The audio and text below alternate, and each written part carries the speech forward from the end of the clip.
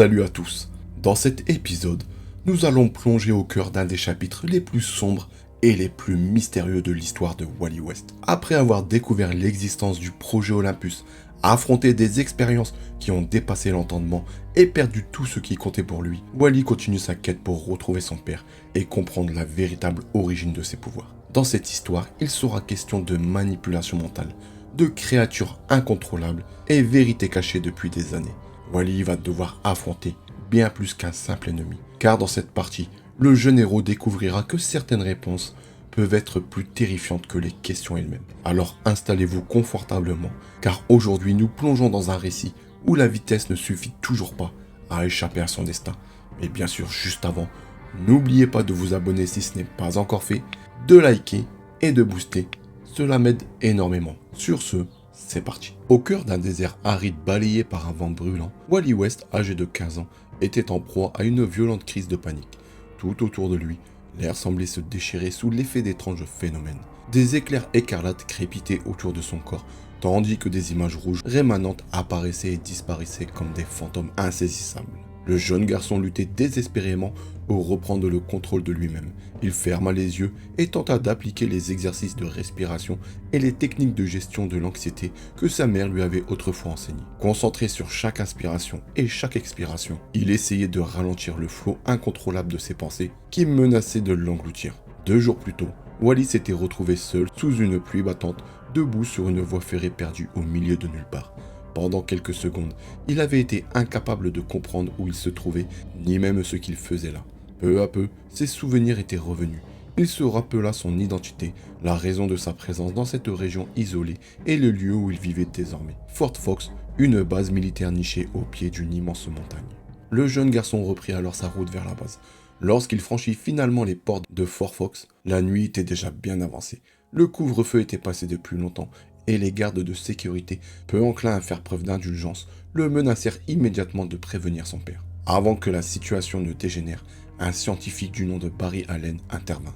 Avec son calme habituel et son sourire rassurant, il apaisa rapidement les militaires et proposa de raccompagner Wally chez lui. Durant le trajet, Barry se montra étonnamment compréhensif. Il confia au garçon que la vie de Fort Fox pouvait être particulièrement monotone.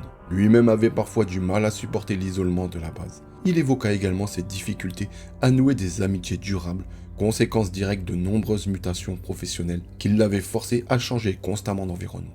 Lorsque tous les deux arrivèrent devant la maison des West, Barry s'apprêta à repartir. Pourtant, juste avant que Wally ne franchisse le seuil de la porte, le scientifique l'interpella. « Veux-tu voir quelque chose d'intéressant ?» Intrigué, Wally accepta. Barry le conduisit alors à l'extérieur de la montagne qui surplombait la base. Caché dans ses profondeurs, se trouvait un immense laboratoire de recherche ultra moderne. En pénétrant dans le complexe, Wally resta bouche bée devant les technologies futuristes qui l'entouraient. Barry lui souhaita la bienvenue au projet Olympus. Émerveillé, le jeune garçon demanda aussitôt sur quoi travaillaient les chercheurs. Barry demeura volontairement vague. Il expliqua simplement que le projet se trouvait à la frontière des connaissances humaines en physique et en biologie et que chaque journée apportait son lot de découvertes révolutionnaires. Puis à la surprise du jeune garçon, Barry lui révéla qu'il percevait en lui un potentiel extraordinaire encore inexploité. Convaincu que Wally possédait des capacités remarquables, il lui proposa même de participer au projet à temps partiel. L'offre enthousiasma immédiatement l'adolescent. Toutefois, son excitation retomba presque aussitôt. Son père n'accepterait jamais. Barry affirma avec assurance qu'il pourrait parler au colonel Rudy West et le convaincre. Mais à cet instant précis, comme si le destin avait choisi de les interrompre, Rudy surgit dans le laboratoire. Le militaire entra dans une colère noire. Il reprocha sévèrement à son fils d'être rentré si tard et réprimanda Barry pour avoir autorisé Wally à pénétrer dans une zone aussi sensible.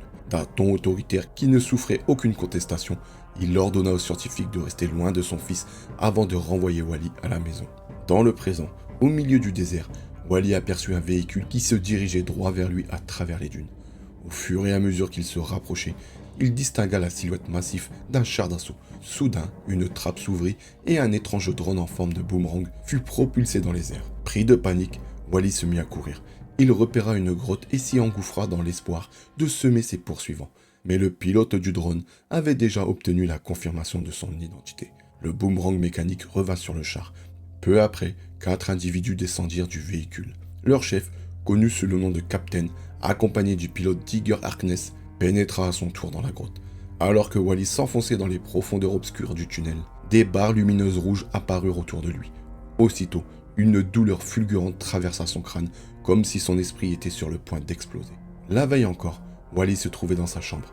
Assis sur son lit, il jouait quelques accords de guitare lorsqu'une nouvelle sensation de désorientation s'empara brièvement de lui. L'épisode disparut cependant lorsque son père entra dans la pièce. Rudy souhaitait parler sérieusement avec son fils. Il lui demanda ce qu'il avait vu à l'intérieur de la montagne et lui expliqua que les travaux du projet Olympus étaient extrêmement dangereux. Le colonel rappela également qu'il avait la responsabilité de protéger Fort Fox, mais aussi celle de veiller sur lui. Ces paroles ne firent qu'alimenter la frustration de Wally. Le jeune garçon reprocha à son père de l'avoir arraché à son ancienne vie pour l'emmener dans cet endroit perdu où il passait ses journées à attendre sans but. Il lui lança qu'au moins Barry Allen avait pris le temps de s'intéresser à lui. À l'évocation du nom du scientifique, Rudy explosa. Il hurla sur son fils de ne plus jamais adresser la parole à Barry. Blessé et furieux, Wally répondit avec un salut militaire sarcastique. « Oui, monsieur. » Puis il quitta la maison en claquant la porte. Avant de partir, il lança une phrase qui frappa son père comme un coup de poignard. « Si maman était encore en vie, on t'aurait quitté tous les deux depuis longtemps. » À l'extérieur, alors que la colère bouillonnait encore en lui, son attention fut attirée par une série d'étranges rectangles rouges verticaux. Chacun avait approximativement la taille d'un être humain et formait une sorte de chemin lumineux menant jusqu'à la montagne.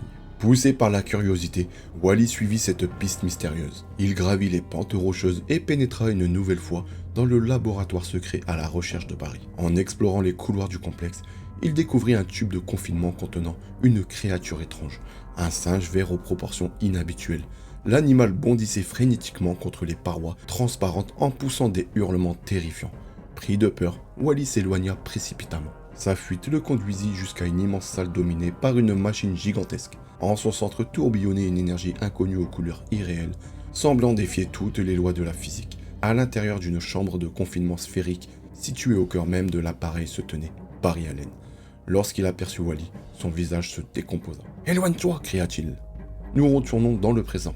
Le capitaine et Digger Harkness poursuivaient toujours leur progression à travers les profondeurs de la grotte. Finalement, Wally atteignit une impasse.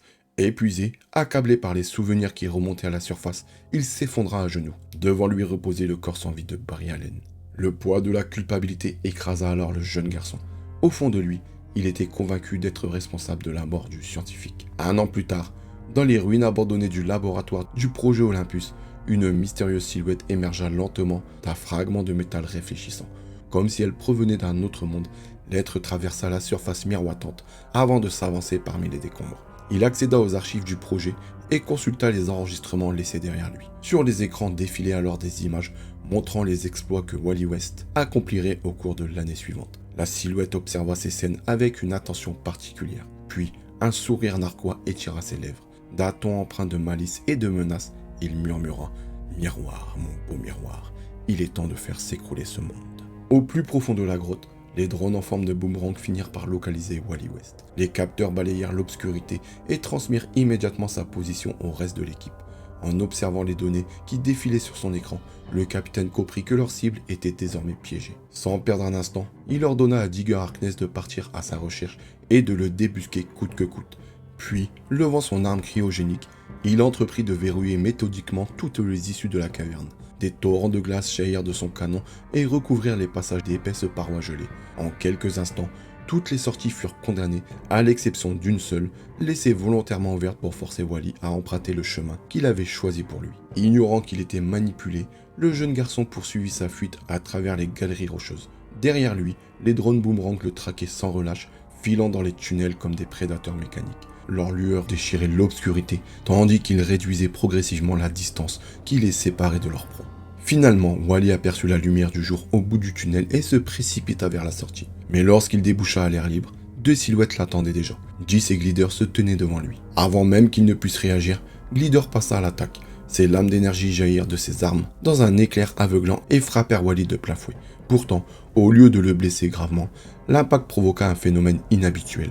Une vague d'énergie traversa tout son corps, déclenchant quelque chose de profondément enfoui en lui. L'instant suivant, Wally fut propulsé à une vitesse surhumaine.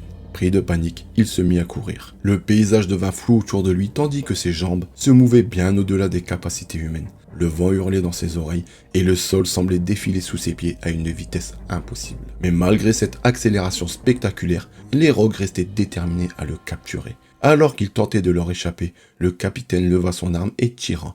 Un rayon glacé fusa à travers l'air et frappa le sol devant Wally. Une épaisse couche de glace emprisonna instantanément ses pieds et le projeta lourdement au sol. Le jeune garçon s'écrasa dans le sable. Autour de lui, les rogues avancèrent lentement, certains de leur victoire. À cet instant, la peur et l'angoisse de Wally atteignirent leur paroxysme. Quelque chose céda à l'intérieur de lui. Des éclairs rouges explosèrent soudainement tout autour de son corps, illuminant le désert comme un orage surnaturel.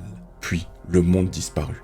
Wally fut brutalement projeté à travers le temps. Lorsqu'il reprit conscience, il se trouvait de nouveau dans le laboratoire de Barry Allen, au cœur même de la catastrophe qui avait bouleversé sa vie. Devant lui, la gigantesque machine du projet Olympus rugissait de puissance. Des torrents d'énergie exotique tourbillonnèrent dans tous les sens, tandis que Barry demeurait prisonnier de la chambre sphérique située en son centre. Sans réfléchir, Wally se précipita vers la machine. Ignorant le danger, il arracha Barry à son confinement juste avant que l'installation ne s'emballe totalement. Le scientifique fut projeté hors de la sphère. Sa vie venait d'être sauvée. Mais à peine eut-il touché le sol que Wally disparut de nouveau dans un éclair rouge aveuglant.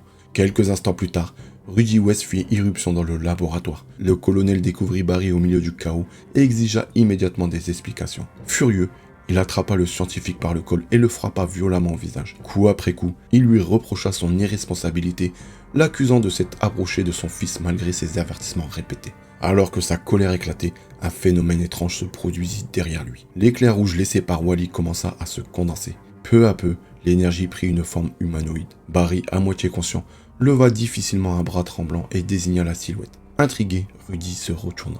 Devant lui se tenait une créature composée d'énergie rouge pure. À travers les contours instables de cette forme lumineuse, il reconnut son fils. Malgré la peur qui l'envahissait, il tenta de le rassurer. Sous ses yeux, Wally poussa un cri de douleur déchirant.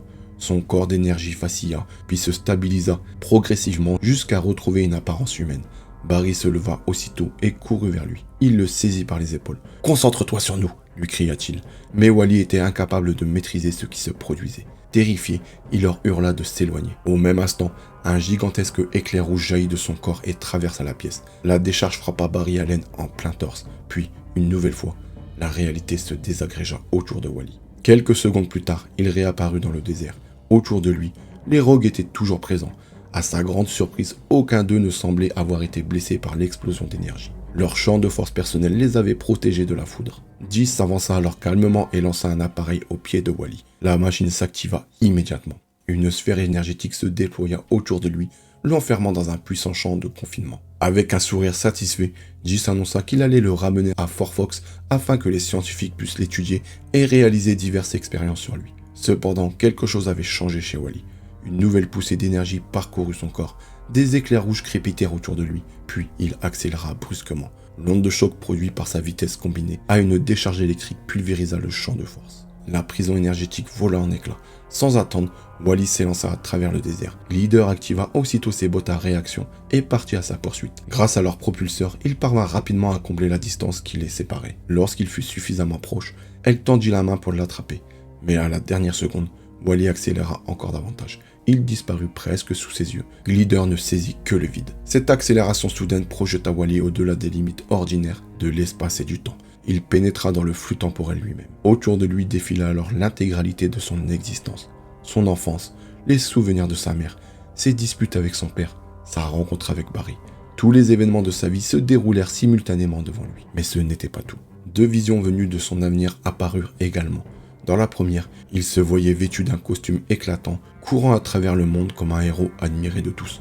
Dans la seconde, bien plus terrifiante, il apercevait une version monstrueuse de lui-même. Son corps n'était plus qu'une masse d'énergie incontrôlable, capable de dévaster des villes entières. Dans cette vision cauchemardesque, il assistait à la destruction du monde par sa propre main. Puis tout s'interrompit brutalement. Wally fut projeté dans le présent. Il s'effondra dans le désert, loin de ses poursuivants. Essoufflé, désorienté et incapable de comprendre ce qui lui arrivait, il resta allongé dans le sable à contempler le ciel. Au loin, le capitaine l'observait à travers une paire de jumelles. Après quelques secondes de réflexion, il abaissa lentement son équipement. Son regard devint plus sombre. Il donna alors un nouvel ordre. Il est temps de libérer Grodd. Le singe vert que Wally avait aperçu dans le laboratoire du projet Olympus allait désormais entrer en scène. Une nouvelle fois, Wally West fut arraché au présent. Dans un éclair rouge aveuglant, il fut projeté à travers le temps et réapparu dans le passé quelques instants seulement après l'accident du projet Olympus. Autour de lui, le laboratoire était plongé dans le chaos. Des alarmes retentissaient dans toutes les directions, tandis que des décharges d'énergie traversaient les installations comme des serpents de lumière. Pris de panique, Wally se mit à courir. Cependant, quelque chose d'horrible se produisait derrière lui. Barry Allen, toujours prisonnier des effets de l'explosion énergétique, était entraîné malgré lui dans le sillage du jeune garçon. Son corps semblait incapable de supporter les forces qui s'exerçaient sur lui. À mesure qu'il était traîné à travers l'espace et le temps, sa chair se détachait lentement de ses os. Le spectacle était insoutenable. Barry hurlait de douleur, tandis que son corps se désintégrait progressivement sous les yeux horrifiés de Wally. Malgré sa terreur, ce dernier continua à courir jusqu'à ce qu'il atteigne les étendues désertiques entourant Fort Fox. Finalement, il s'arrêta. Derrière lui, Barry s'effondra dans le sable.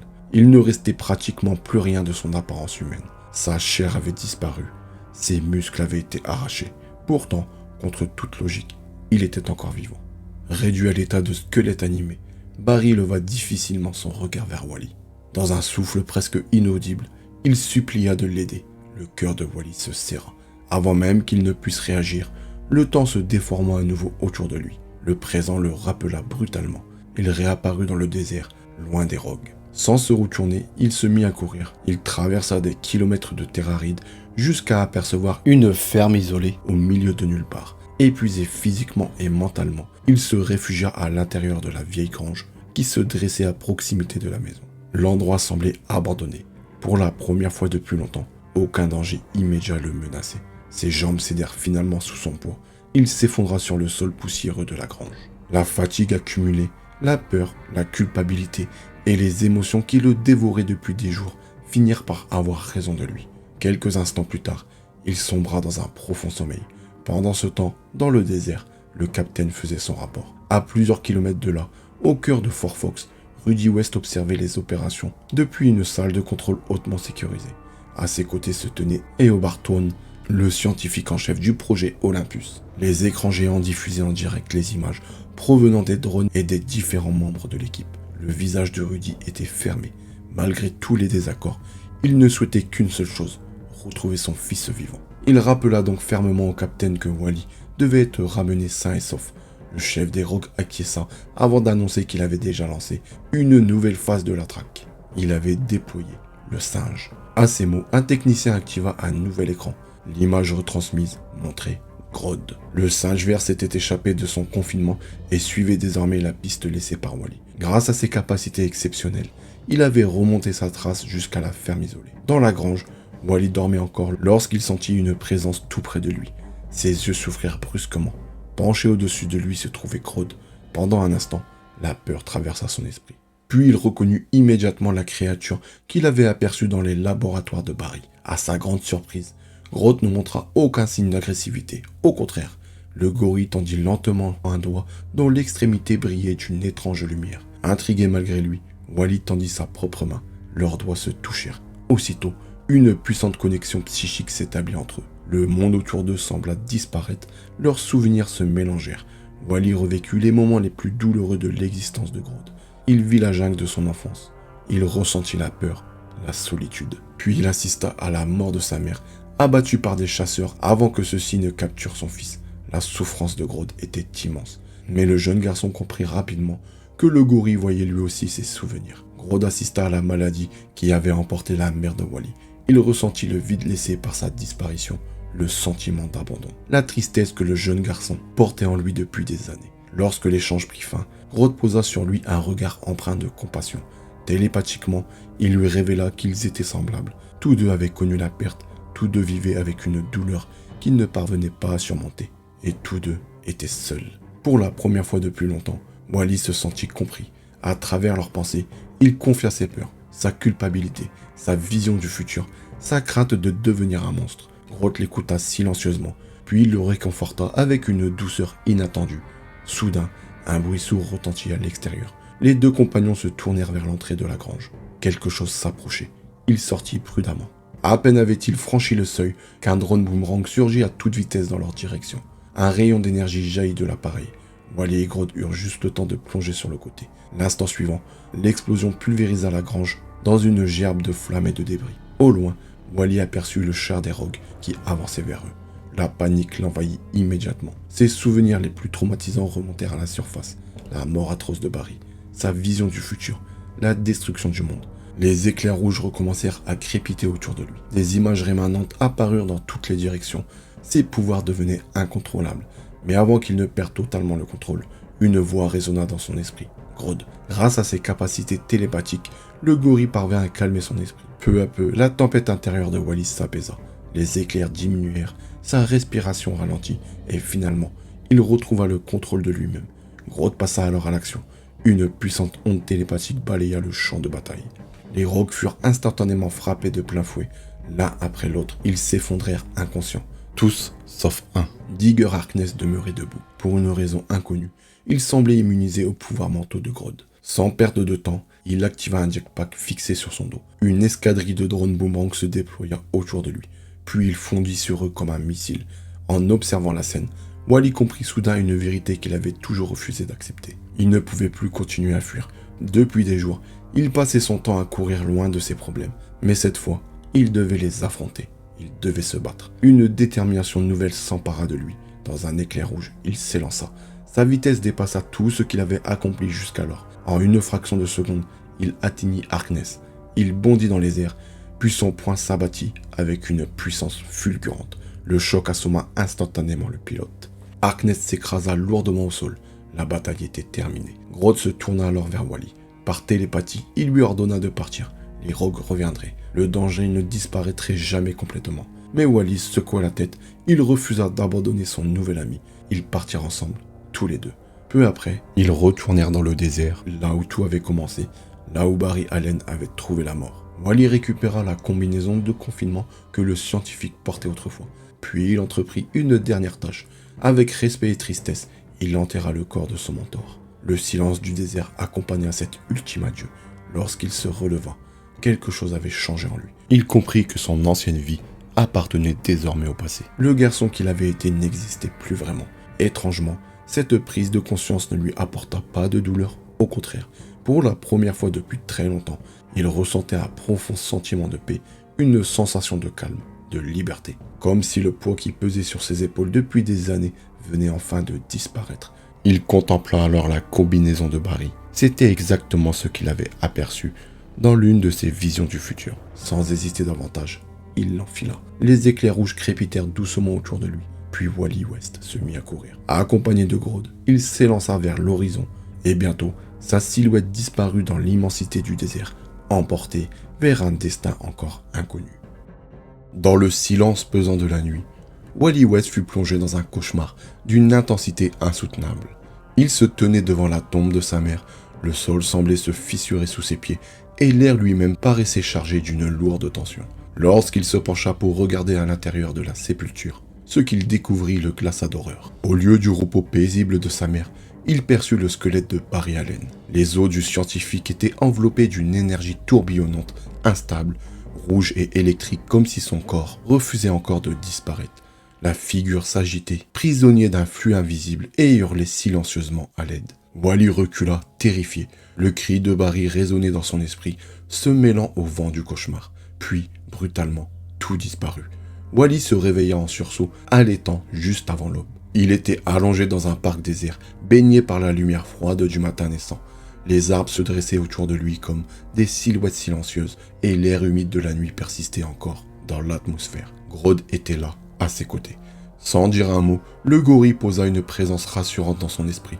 Une onde télépathique douce enveloppa Wally comme une main invisible qui cherchait à apaiser ses peurs. Peu à peu, les battements de son cœur ralentirent.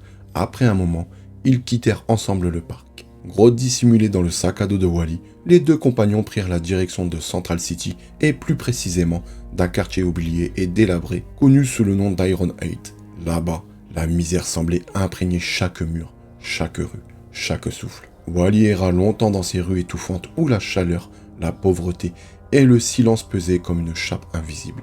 Les bâtiments décrépits semblaient sur le point de s'effondrer et les regards des habitants étaient fatigués, vides ou méfiants. Finalement, Il arriva près d'un campement de sans-abri où une file d'attente s'était formée pour une distribution de nourriture. C'est là qu'un homme de grande taille l'aborda. Il se présenta calmement et expliqua qu'il dirigeait un centre d'accueil pour jeunes non loin de là.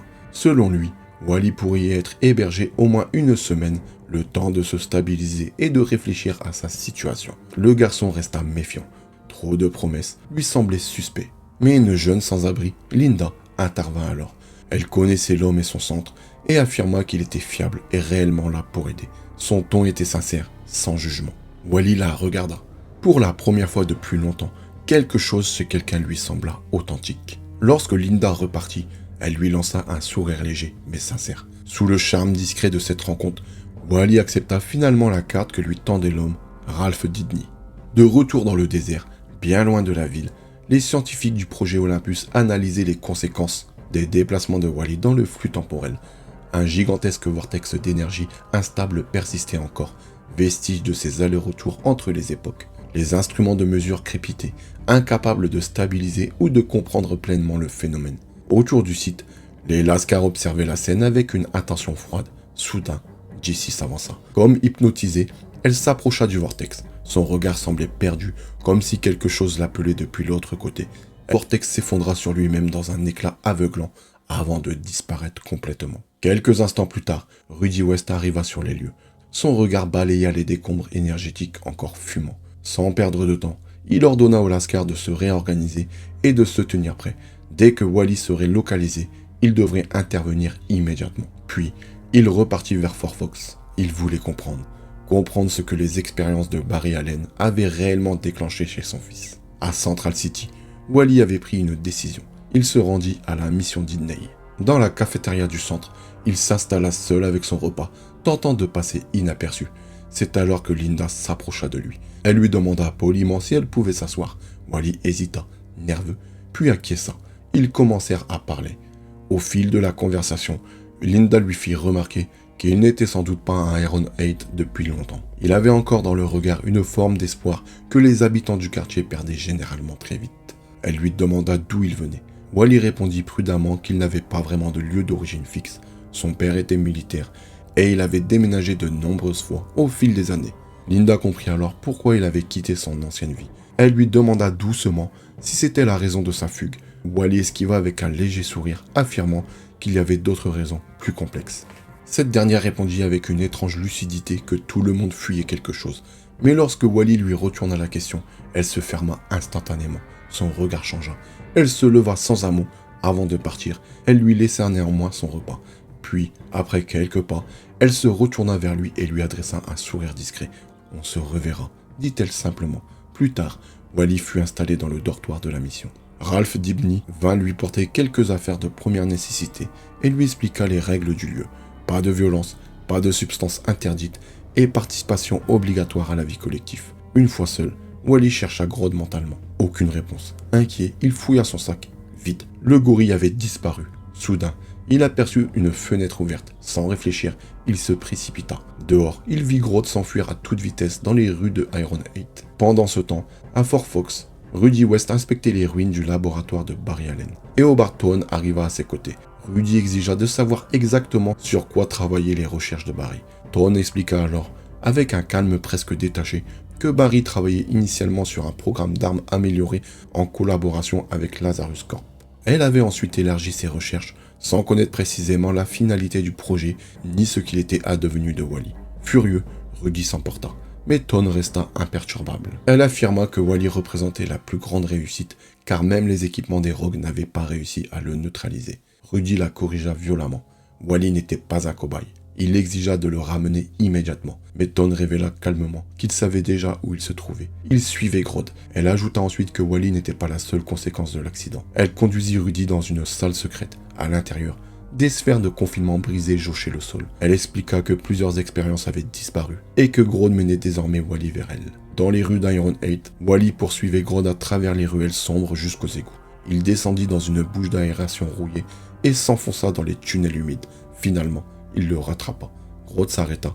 Dans son esprit, une seule idée résonnait. Hôte. Il répéta ce mot encore et encore, en guidant Wally plus profondément dans les galeries souterraines. Perdu mais curieux, Wally le suivit, jusqu'à ce qu'au détour d'un couloir, Une chaleur écrasante envahissait l'air. Devant eux se dressait une silhouette humanoïde entièrement composée de lave en fusion. Grodd s'arrêta, puis avec une certitude inquiétante, il déclara « Hoth est là ».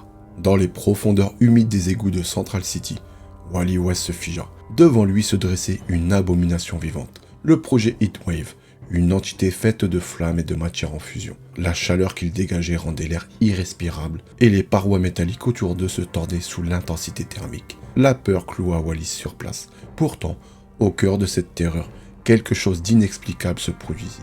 En croisant le regard du monstre, Wally eut la sensation étrange de le reconnaître, comme si derrière la rage et le feu, une conscience familière subsistait encore. Attirés l'un vers l'autre par une force qu'ils ne comprenaient pas, ils tendirent simultanément la main. Mais au moment exact où leurs doigts furent sur le point de se toucher, un éclair jaune jaillit brutalement du corps de Wally. La décharge frappa Heatwave de plein fouet. Le choc fut violent. Les deux furent brûlés par cette explosion d'énergie incontrôlable. Fou de douleur et de rage, Heatwave réagit immédiatement. Il projeta un torrent de liquide incandescent en direction de Wally, transformant l'air en un mur de feu liquide. Mais Wally, mu par un instinct de survie, bondit et se propulsa vers le plafond des égouts, esquivant de justesse l'attaque qui dévasta les tunnels en contrebas. Grodd, resté en retrait, observa la scène avec gravité. Par télépathie, il ordonna à Wally d'aider la créature, mais Wally était paralysé. Les fluctuations de ses pouvoirs autour de Heatwave devenaient de plus en plus instables, dangereuses, imprévisibles. Terrifié à l'idée de perdre à nouveau le contrôle, il choisit de fuir. Sans attendre, il s'éloigna dans les conduits sombres des égouts, laissant Heatwave derrière lui. Quelques instants plus tard, la créature de feu surgit à la surface. Elle émergea brutalement d'une bouche d'égout située juste devant la mission Didney. L'explosion de chaleur fit reculer les passants en panique. Ralph Didney, présent sur place, comprit immédiatement le danger. Il cria à Linda et aux habitants de fuir sans attendre, alors que Heatwave déchaînait sa colère sur les rues environnantes. Pendant ce temps, à Fort Fox, la tension montait entre les rogues. Confinés depuis trop longtemps à la base, ils étaient à bout de nerfs. Les disputes devenaient fréquentes et Glider et Jis faillirent en venir aux mains sous le regard tendu du capitaine Snart. C'est à cet instant que Tone fit son apparition. Avec son calme habituel, elle annonça qu'elle avait localisé Wally West à Central City. L'équipe devait être prête à partir dans l'heure. Puis elle révéla une information inattendue. Ils pensaient que Grodd avait conduit Wally jusqu'à leur ancien camarade, Mick-Rory. La révélation choqua immédiatement les rogues. Snart exigea des explications. Comment se pouvait-il être possible, puisque Tone leur avait affirmé que Mick-Rory était mort à la suite d'une expérience du projet Olympus. Sans se démonter, elle répondit simplement que tout ne leur avait pas encore été dit, et qu'ils comprendraient les véritables objectifs du projet une fois Wally West capturé. À Central City, le chaos continuait. Heatwave attaquait désormais la mission Didney, rugissant de douleur et de colère, transformant les rues en un brasier incontrôlable. Dans les égouts, Wally était recroquevillé sur lui-même, les bras autour de ses jambes, tentant désespérément de se protéger du vacarme et des flammes qui résonnaient au-dessus de lui. Grodd entra alors dans son esprit. Il ressentit sa peur, sa confusion, sa culpabilité. Wally lui avoua mentalement qu'il était terrifié. Grodd lui répondit avec une étrange sincérité. Il avait raison d'avoir peur. Mais les êtres à la surface ressentaient la même chose. Ils étaient en danger. Ils avaient besoin de lui. Ces mots résonnèrent lentement dans l'esprit du jeune garçon. À contre-cœur, Wally prit une décision. Il ne pouvait plus rester caché. Il devait agir. Il enfila son costume. Pendant ce temps, à la surface, Heatwave s'en prenait violemment aux habitants. Une femme blessée gisait au sol et Ralph Didney tentait désespérément de la protéger. C'est alors que Wally surgit. Dans un éclair rouge, il repoussa Heatwave, s'interposant entre lui et les civils. Ralph le reconnut immédiatement malgré le masque. Mais Heatwave, toujours hors de contrôle, attaqua à nouveau. Les éclairs jaillirent des mains de Wally, encore plus puissantes qu'auparavant. Déstabilisé, Wally demanda à Grodd comment arrêter cette créature. La réponse fut simple et inquiétante. Il devait encaisser le feu. Lorsque Heatwave relança son attaque, l'énergie de Wally s'intensifia brutalement. Une explosion de puissance le souleva du sol. Il fut projeté dans les airs en hurlant, submergé par la douleur et la surcharge de ses pouvoirs. Alors, une vision l'engloutit. Il se retrouva seul sur un astéroïde, perdu dans l'immensité de l'espace. Le vide était absolu. Une voix lointaine l'appelait. Il tenta de comprendre. Puis une immense main apparut dans le ciel étoilé, tendue vers lui. Une présence inconnue, gigantesque, irréelle. Wally cria, demanda à ce qu'on s'arrête, puis tout s'effondra. Il se réveilla brutalement. Ralph Didney était accroupi devant lui, inquiet. La réalité reprenait sa place. Il comprit alors que la voix qu'il avait entendue appartenait à Ralph lui-même. autour d'eux, le chaos s'était apaisé. Et il découvrit que Mick Mori avait retrouvé son apparence humaine. Ralph et Linda s'approchèrent de lui, lui demandant de les laisser l'aider. Mais Wally leva les yeux. Un hélicoptère survolait la zone. La peur revint immédiatement. Sans attendre, il s'enfuit. À Fort Fox, Dawn supervisait les opérations. Elle aperçut le mouvement de Wally sur les écrans et ordonna immédiatement le déploiement des rogues. L'objectif était clair, capturer Wally West vivant. Le capitaine Snart demanda des nouvelles de Mick Mori. Dawn répondit que le colonel West s'en occupait déjà, mais à cet instant précis, elle réalisa quelque chose. Rudy avait disparu. Dans les profondeurs de la montagne, le colonel West utilisait le badge de Barry Allen pour accéder à une zone sécurisée. Les portes s'ouvrirent dans un souffle mécanique. À l'intérieur, il découvrit un vaste entrepôt secret. Un étrange appareil reposait au centre de la salle, silencieux et menaçant. Mais alors qu'il s'approchait, une seconde porte s'ouvrit derrière lui. Rudy se retourna lentement, et ce qu'il vit le glaça. Des cuves immenses étaient alignées dans l'obscurité. À l'intérieur, des formes humanoïdes flottaient, des corps extraterrestres conservés dans un liquide inconnu. 6 mois avant l'accident qui allait bouleverser Fort Fox, Digger Harkness, ancien pilote de drone militaire, errait déjà sur une trajectoire instable. Dans une petite ville de l'Oklahoma, il fut expulsé brutalement d'un bar après avoir provoqué un scandale en flirtant avec la sœur d'un homme visiblement peu disposé à partager son sens de l'humour. Projeté dehors sans ménagement, il retrouva l'air froid de la nuit et une présence inattendue. Dans l'ombre, son ancien supérieur, le colonel Rudy West, l'attendait. Sans détour, Rudy lui proposa un marché. Après une mission en Syrie qui avait mal tourné et terni sa carrière, Harkness pouvait voir son casier judiciaire effacé. En échange, il devait accepter une mission secrète, dangereuse, dont les détails restaient volontairement flous. Après un instant d'hésitation, Digger accepta. Rudy précisa simplement que leur voyage ne faisait que commencer et qu'ils devraient faire plusieurs arrêts avant d'atteindre leur destination finale. Cette nuit-là, ils s'arrêtèrent dans un motel perdu au bord de la route. Dans sa chambre, Rudy tenta de joindre son fils. Wally ne répondit pas. Le colonel laissa un message, lui demandant de répondre à ses SMS afin de le rassurer. Puis sa voix vacilla légèrement. Il essaya de dire qu'il l'aimait, mais les mots restèrent coincés. À la place, il se contenta de promesses maladroites. Il se reparlerait à son retour. Dans le silence de la chambre, il sortit une photo de sa valise de Marie et de Wally. Les regardant un instant, il leur souhaita bonne nuit avant d'éteindre la lumière. Le lendemain, dans un ranch isolé du Kansas, la situation était tout autre. Leonard Snart découvrit sa sœur Lisa effondrée au sol. Son corps brisé témoignait de conséquences irréversibles de leur dernière mission en Syrie. Amputée des 2 jambes sous le genou, elle sombrait depuis dans une spirale de douleur, de dépendance et de désespoir. Leonard tenta de la raisonner, lui jurant qu'il ne la laisserait pas se détruire. Mais Lisa, brisée et enragée, lui ordonna de partir. Elle ne voulait plus de lui. Alors qu'il s'apprêtait à quitter la pièce, on frappa à la porte. Pensant avoir affaire à un dealer, Leonard ouvrit et découvrit Rudy West. À sa grande surprise, le colonel n'était pas venu pour des comptes à régler. Les 2 hommes discutèrent. Leonard expliqua que l'état de Lisa s'était aggravé depuis leur retour à la ferme familiale. Leur exclusion des programmes d'aide aux vétérans les avait condamnés à l'abandon. Rudy écouta puis fit une proposition inattendue. S'il acceptait son offre, il veillerait personnellement à ce que Lisa reçoive l'aide dont elle avait besoin. Ce soir-là, Rudy s'installa dans la chambre d'amis du ranch Snart. Une fois encore, il tenta de joindre Wally. Encore une fois, aucune réponse. Il laissa un nouveau message, plus bref, plus fatigué, demandant simplement à son fils de le rappeler pour le rassurer. Leonard frappa ensuite à sa porte. Il lui demanda de venir voir quelque chose. Curieux, Rudy le suivit à l'extérieur et s'immobilisa. Devant eux se tenait Jiz James, le 4e membre de la future unité. Elle révéla sans détour qu'elle leur avait implanté des puces sous-cutanées lors de leur séparation et qu'elle les surveillait depuis le début. Elle supposa alors que Rudy était venu les arrêter et les livrer à une prison secrète pour leurs crimes en Syrie. Mais Leonard intervint. Le colonel n'était pas là pour les arrêter. Il leur proposa une mission.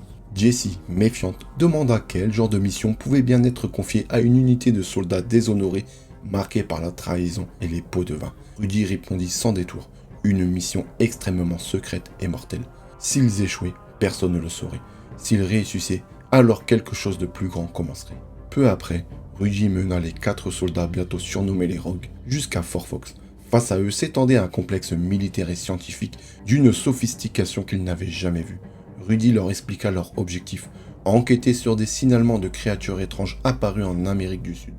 Digger et Lesnart restèrent sceptiques, persuadés qu'il s'agissait de montage internet, mais Jessie, elle, affirma que les preuves étaient bien réelles. Ils furent ensuite présentés à Barry Allen et Eleanor Twan, qui les accueillirent dans le cadre du projet Olympus. Barry leur exposa leur vision: repousser les limites de la science, explorer la téléportation, la communication télépathique et la médecine avancée, un programme visant à redéfinir le potentiel humain. Mais les Rogues, eux, ne s'intéressaient qu'à une chose: les armes. Léonard exigea qu'on leur montre leur équipement. Tone et Barry répondirent avec un calme dérangeant: ils n'avaient pas créé d'armes, ils avaient créé des armes humaines. Ils dévoilèrent alors leur équipement, dont des prothèses de jambes avancées destinées à Lisa Snart. Jessie, fascinée malgré elle, demanda d'où provenait une technologie aussi avancée. Barry esquissa un sourire étrange. Puis il répondit simplement que c'était classifié. Rudy protesta immédiatement. Son équipe avait le droit de savoir. Mais Barry les coupa net. Les Rogues n'avaient pas le choix. Ils avaient été sélectionnés pour cela. Avec Tone, il posa l'ultimatum: accepter ou passer le reste de leur vie en prison. Les Rogues cédèrent. Des années plus tôt, en 1944, dans le désert de Mojave, un autre drame s'était joué. Le scientifique Tone travaillait avec son assistant Garrick sur une expérience énergétique similaire à celle qui, bien plus tard, donnerait naissance au pouvoir de Wally West. Mais l'expérience devenait incontrôlable. Garrick, comprenant que la machine allait exploser, tenta de l'arrêter. Tone l'en empêcha brutalement. D'un geste irréversible, il précipita Garrick dans le réacteur. Le corps fut instantanément détruit. Mais sa voix continua de résonner, piégée dans le champ d'énergie, appelant Tone depuis l'invisible. Dans le présent, Rudy découvrit enfin la vérité. Au cœur du laboratoire de Barry Allen, il faisait face à l'impensable, un vaisseau extraterrestre accompagné de corps d'êtres inconnus conservés dans des cuves. Le monde qu'il croyait connaître venait de s'effondrer.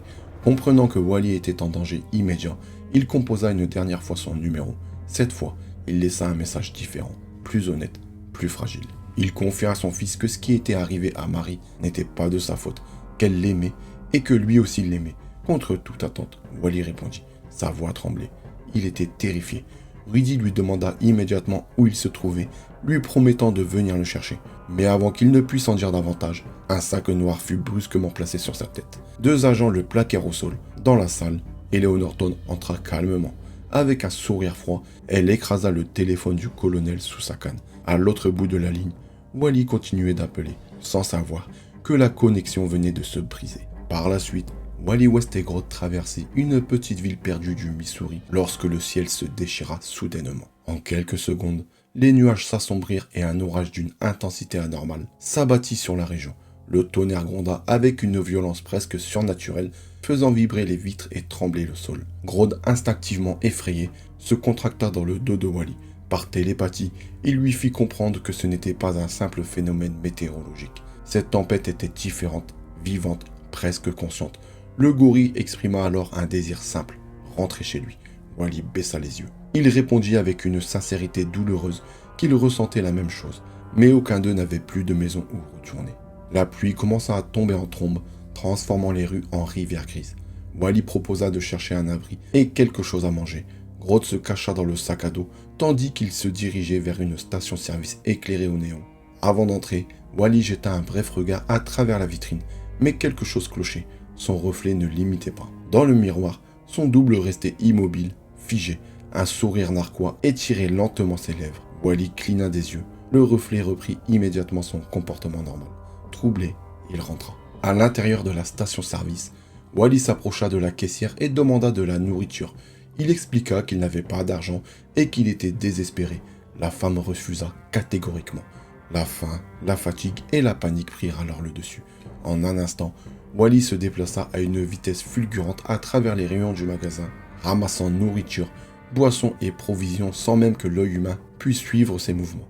Lorsqu'il revint à lui, il s'arrêta net. Essoufflé, il s'excusa auprès de la caissière et lui promit de la rembourser un jour. Avant même de pouvoir consommer ce qu'il avait pris, son corps céda sous l'épuisement. Wally s'effondra, inconscient. Pendant ce temps, à Fort Fox, la tension atteignait un nouveau sommet. Eleanor Tone ordonna froidement l'exécution de Rudy West. Mais au dernier moment, elle suspendit l'ordre. Le colonel, malgré sa situation, avait affirmé vouloir aider son fils à tout prix et coopérer pour ramener Wally dans le cadre du projet Olympus. Profitant de cet instant, Rudy demanda ce que représentaient réellement les créatures enfermées dans les cuves du laboratoire. Tone lui répondit sans émotion Il s'agissait des prédécesseurs du projet Olympus. Les premiers êtres à avoir, selon leurs recherches, rencontré ce qu'ils appelaient Dieu. À environ 80 km à l'ouest de la frontière du Missouri, les Rogues avançaient dans des conditions extrêmes. Au cœur de la tempête, ils détectèrent enfin une présence, Grodd. Le capitaine Snart donna immédiatement l'ordre à Digger Harkness de mettre en marche le Prowler, le véhicule blindé, afin de pénétrer dans le cœur de l'orage. Mais la tempête était trop violente, trop instable. Même leur technologie ne pouvait la traverser. Wally, quant à lui, se réveilla dans un commissariat. Désorienté, il tenta de convaincre l'officier de le laisser partir, mais le policier refusa catégoriquement, affirmant qu'il devait d'abord contacter ses parents. En fouillant le sac de Wally, il ne trouva que le costume. Grodd avait disparu. Wally tenta désespérément de joindre son ami par télépathie, mais il ne perçut rien, aucune réponse. Soudain, une explosion déchira le mur du commissariat. Les Rogues firent irruption et neutralisèrent l'officier en quelques secondes. Snart observa Wally avec calme. Ils lui proposèrent un marché. Il les aiderait à retrouver Grodd, puis il les ramènerait tous ensemble à Fort Fox. Épuisé et sans alternative, Wally accepta à contre-cœur. Il rendit son costume et une barre d'énergie destinée à restaurer ses forces.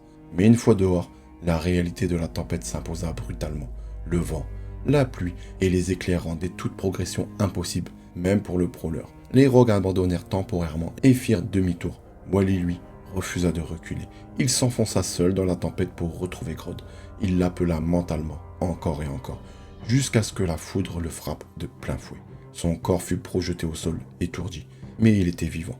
Grodd apparut alors dans son champ de vision et lui transmit une seule idée, Stormman. Wally leva les yeux. Au cœur de la tempête se dressait une silhouette humaine. Un homme débraillé, pieds nus, aux cheveux longs et à la barbe sauvage, dont les yeux brillaient d'une lumière électrique. Autour de lui, la foudre semblait obéir à ses moindres mouvements. Wally tenta de lui parler. Il lui demanda s'il faisait partie du projet Olympus, mais l'homme éclata de rage. Stormman hurla qu'il ne reviendrait jamais en arrière et déchaîna une nouvelle salve d'éclairs sur Wally. Ce dernier tenta de lui expliquer qu'il avait lui aussi été transformé par le projet Olympus. Mais dès que le nom de Barry Allen fut prononcé, l'homme perdit tout contrôle. La tempête devint un enfer. Des vents violents, des éclairs continus, une fureur incontrôlable s'abattirent sur Wally. Grodd, terrifié, refusa d'intervenir. Wally comprit alors qu'il n'avait plus le choix. Il devait affronter Stormman directement. Il se redressa malgré la douleur et encaissa plusieurs décharges électriques. Chaque impact le faisait hurler, mais il restait debout. Stormman lui criait de céder, de s'effondrer. Mais Wally observa la foudre différemment, et une idée vint dans son esprit. Et s'il ne la subissait pas, mais l'absorbait. Lors du prochain éclair, il la laissa traverser son corps. Au lieu de le détruire, l'énergie fut intégrée à son être. Sa faim disparut instantanément, sa force revint, et sa vitesse explosa. Revigoré, Wally fonça sur Stormman et le frappa avec une puissance fulgurante, l'assommant net. Au même instant, la tempête s'éteignit comme si elle n'avait jamais existé. Quelques instants plus tard, les Rogues arrivèrent sur place. Wally, debout face à eux, déclara avec défi qu'il ne retournerait pas à Fort Fox. Mais Snarf répondit calmement qu'il n'avait pas l'intention d'y retourner non plus. Autour de lui, les autres Rogues restèrent silencieux, surpris. Snark expliqua alors qu'avec le pouvoir qu'il avait entre les mains, ils n'avaient plus besoin d'obéir à qui que ce soit. Ils pouvaient prendre leur propre destin en main. Puis, il se retourna vers Wally et lui proposa une nouvelle voie, devenir un hors-la-loi. Retournons un peu dans le passé. Des années auparavant, à l'université de Keystone, Barry Allen menait une vie bien éloignée des catastrophes futures qu'il allait déclencher sans le savoir. Ce jour-là, il arriva en retard à son propre cours. L'auditoire était déjà installé lorsque le jeune professeur entra précipitamment dans la salle, tentant de dissimuler son regard derrière un sourire gêné. Il entreprit alors d'expliquer à ses étudiants les dernières avancées en mécanique quantique, abordant des concepts d'une complexité extrême. Mais très vite, il dut se rendre à l'évidence. Les regards vides, les silences et les expressions perdues de ses élèves lui indiquèrent qu'il ne comprenait absolument rien. Avec une légère déception, il simplifia alors son discours, revenant à des notions beaucoup plus fondamentales. Parmi les étudiants, au premier rang, Eleanor Thorne l'observait attentivement. Un sourire discret se dessinait sur ses lèvres. Plus tard dans la journée, elle vint le rencontrer dans son bureau. Sans détour, elle se présenta et lui révéla qu'elle suivait ses travaux depuis longtemps, notamment ceux réalisés à Princeton, interrompus 5 ans plus tôt. Une décision qu'elle considérait comme une erreur monumentale, car selon elle, Barry était à deux doigts d'une découverte majeure. Elle lui proposa alors quelque chose d'inattendu, non seulement reprendre ses recherches, mais les dépasser. Aller bien au-delà de ce qu'il avait imaginé possible. Barry, sur la défensive, répondit que ses travaux étaient dans une impasse et que Princeton avait eu raison d'y mettre fin. Il affirma même qu'il ne reprendrait pas, même si l'occasion se présentait. Mais Éléonore ne se laissa pas tromper. Elle lui fit comprendre qu'elle voyait clair dans son jeu. Il n'avait pas abandonné par conviction, mais par frustration. Au fond, il désirait toujours découvrir quelque chose de véritablement révolutionnaire. Elle lui demanda simplement une journée pour le convaincre. Barry accepta. Ce jour-là, ils se rendirent ensemble à Fort Fox. Éléonore lui fit découvrir un vaste espace de recherche. Des tableaux noirs recouverts d'équations complexes, des carnets empilés sur des étagères, des années de travaux accumulés. Elle lui expliqua que tout cela constituait l'œuvre de sa vie et celle de son grand-père. Elle commença alors un récit. Son grand-père, le docteur E.O. Barton, avait dirigé pendant la Seconde Guerre mondiale un programme secret du gouvernement Blue Trinity. Ce projet visait à établir un contact avec une dimension parallèle composée d'une énergie vitale pure et exotique. Mais l'armée jugeait ces méthodes trop dangereuses et avait fini par interrompre les recherches. Ton, lui, n'avait jamais accepté cet arrêt. Convaincu d'entendre une voix provenant de l'autre côté, il poursuivit ses travaux seul dans le désert. Il construisit une machine capable d'ouvrir un passage vers cette dimension inconnue. Le jour de l'activation, un officier de l'armée, le capitaine Jay Garrick, arriva pour l'en empêcher. Mais il était trop tard. Le portail s'ouvrit. Une brèche apparut, révélant un paysage extraterrestre impossible à décrire. Garrick tenta de couper l'alimentation de la machine. En réponse, E.O. Barton le projeta directement dans le champ énergétique. Son corps se désintégra instantanément. Dans la confusion qui suivit, la machine explosa. E.O. Barton disparut, présumé mort. Éléonore conclut en expliquant qu'elle avait consacré sa vie entière à reconstituer les recherches manquantes de son grand-père. Barry, pourtant, n'écoutait déjà plus vraiment l'histoire. Son regard était fixé sur les équations. Quelque chose en lui venait de s'allumer. L'attitude distante du professeur disparut, remplacée par une concentration absolue. Sans hésitation, il s'approcha du tableau, effaça plusieurs lignes et déclara que les équations étaient incorrectes. Puis il se mit immédiatement à les corriger, comme si cela avait toujours été évident pour lui. Il annonça ensuite, presque distraitement, qu'il aurait besoin de son matériel entreposé à Princeton. Éléonore, amusée, lui fit un sourire. Elle répondit simplement qu'il l'aurait. 2 ans plus tard, les recherches avaient considérablement évolué. Barry avait reconstruit le générateur de portail d'E.O. Barton. Il travaillait désormais sur des combinaisons de confinement capables de protéger les humains lors du passage dans la dimension parallèle. C'est à cette époque qu'Éléonore amena Rudy West dans le laboratoire. Elle annonça à Barry que Rudy serait chargé de la sécurité de la nouvelle division militaire du projet Olympus. Barry accueillit la nouvelle avec irritation. Il voyait déjà les dérives militaires prendre le dessus sur les recherches fondamentales. Cela détournait le projet de son véritable objectif, mais Éléonore resta ferme. Le financement dépendait de cette collaboration. Elle lui demanda ensuite où en était la première exploration. Barry répondit qu'il serait prêt à mener la mission initiale dans 1 semaine. Toutefois, elle lui annonça qu'il ne serait pas autorisé à y participer directement. Il était trop précieux pour être exposé au danger avant que la sécurité du procédé ne soit totalement validée. Frustré, Barry quitta le laboratoire. Il se rendit à la cafétéria pour dîner, encore agacé par cette décision. C'est là qu'il aperçut un adolescent assis seul. Un jeune garçon qu'il reconnut immédiatement. Wally West, le fils de Rudy. Barry alla s'asseoir à côté de lui. La conversation s'engagea naturellement. Barry lui confia qu'il avait lui aussi grandi dans un environnement militaire et qu'il avait souvent déménagé durant son enfance. Wally, lui, admit qu'il détestait les mathématiques et les sciences, préférant la musique. Barry sourit. Il répondit que la musique, comme tout le reste, n'était au fond qu'une question de mathématiques, et qu'un jour, lorsqu'il comprendrait cela, le monde lui apparaîtrait sous un jour entièrement nouveau. 1 semaine plus tard, la première exploration fut lancée.